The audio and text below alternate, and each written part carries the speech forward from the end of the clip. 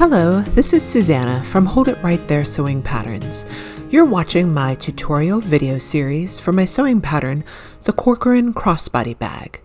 To make the Corcoran Crossbody Bag, you will need to purchase the sewing pattern from my website linked below.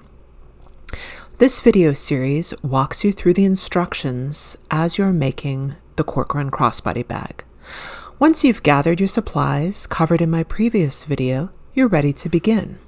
To avoid printing errors, always save your PDF file first, then print from your saved PDF. Be sure that you print at 100% landscape orientation and do not scale or resize. You may need to manually deselect scale to fit paper before printing. Before printing the entire pattern, print a single page with a 1-inch test square and measure it to ensure accuracy. Once you have all of your pattern pieces printed and cut out, there are a few pieces that you will need to assemble. To do so, join the pattern pieces together, matching the dotted lines.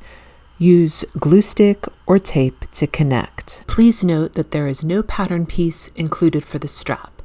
Instead, the strap is made from 2.5 by 30-inch pieces of fabric, which are joined on the bias instructed later in the pattern. The cutting chart included with your sewing pattern provides the dimensions and designates which interfacings belong with which fabric pieces. This is a useful chart to print out and mark on while you're cutting out your fabric and interfacing. On your pattern pieces, you will follow the solid lines marked for fabric and the solid or dashed lines indicated for interfacing to cut out all of your fabric and your interfacing. Some interfacing pieces are smaller than the fabric, and this is to reduce the bulk in the seam allowances. If you'd like templates for the interfacing pieces cut smaller than the fabric, I suggest printing a second set of pattern pieces and then cutting along the dashed lines. I like to print these on colored paper, and this just helps me to see the colored paper more easily against the white interfacing. Suggested pattern layout diagrams are included for easily cutting out your pattern and interfacing pieces. If you are using directional fabric for your flap, please take special note of the instructions on the pattern piece. For example, if I wanted these strawberries to appear right side up, when I open the flap on the inside of the flap, this would be for the fabric 3 piece, then I must cut out the C1 flap piece upside down. And again, this is noted on the C1 pattern piece. You may find it helpful to print out the pattern piece labels included in your pattern and pin or clip them to your prepared fabric and interfacing pieces. Several additional pieces of interfacing and stabilizer will be used in the making of this bag, and these are listed on the cutting chart. So please cut the following. For your strap, you will need 8 strips of woven interfacing measuring 1.5 inches by 15 inches. And if you prefer, you can use continuous pieces of woven interfacing instead. From the Ultra-Firm stabilizer, you will need to cut 1 2-inch by 6-inch piece, and this will add structure to the base of the bag. And then you will need to cut 4 1-inch squares of Ultra-Firm stabilizer, and these will be used to reinforce the magnetic snap halves. With all of your pieces cut out, you're ready now to fuse the interfacing. Set aside the zipper casings G, the zipper stop H, the strap, and the related interfacings.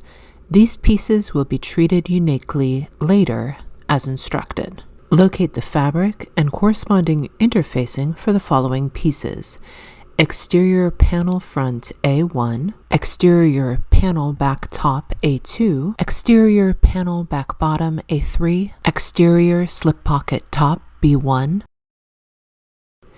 exterior slip pocket bottom B2, flap C1 cut from fabric 2, and flap C1 cut from fabric 3.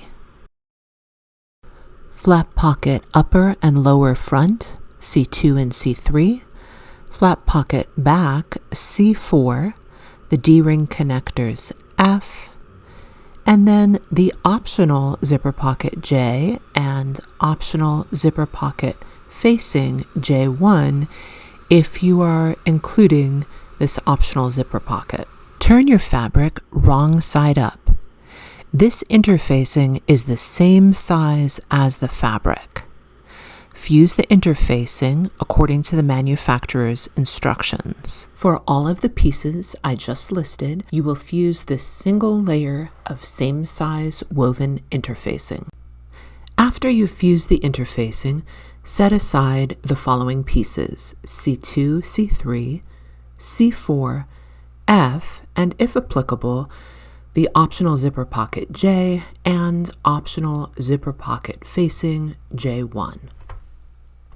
Locate the second, smaller layer of woven interfacing for exterior panel front A1, exterior panel back top A2, exterior panel back bottom A3, exterior slip pocket top B1, exterior slip pocket bottom B2, and then flap C1 cut from fabric 2, and flap C1 cut from fabric 3.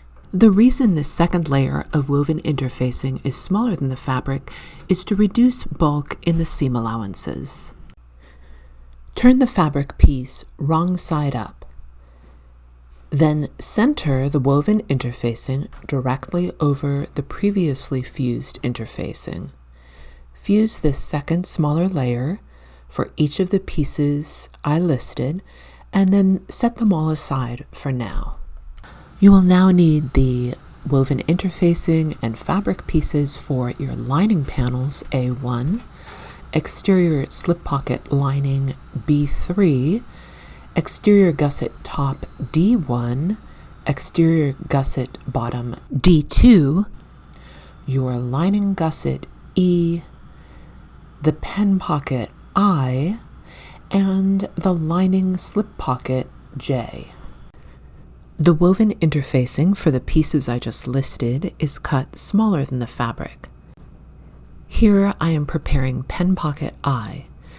I'm going to fuse the interfacing to the piece of fabric that I want to have visible in the lining.